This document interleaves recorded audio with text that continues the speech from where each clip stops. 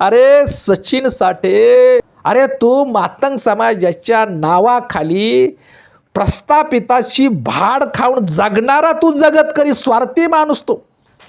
कुणी बी आला अण्णाभाऊ साठेंचा नातू म्हणून घ्यायचं, खोटं बोलायचं आणि मांग जातीच्या नावाखाली तू भाड खातोय. हा, कुणी बी आलं का अण्णाभाऊ साठेंचा नातू म्हणून जिकडं खोबरं तिकडं चांगलं म्हणणारा तू स्वार्थी माणूस, तुला काय अण्णाभाऊ साठे कळणार आहे?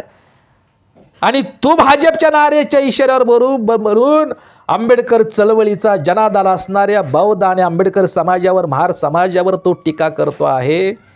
या वक्तव्याचा मातंग बांधवांनो, बौद्ध बांधवावर शिवराळ भाषेत बोलणारा सचिन साठे हा मातंगाचा नेता असू शकत नाही. मातंगाच्या फायद्याचा विचार करणारा नेताच नाही, तर तो भाजपच्या इशाऱ्यावर चालणारा दलाल आहे.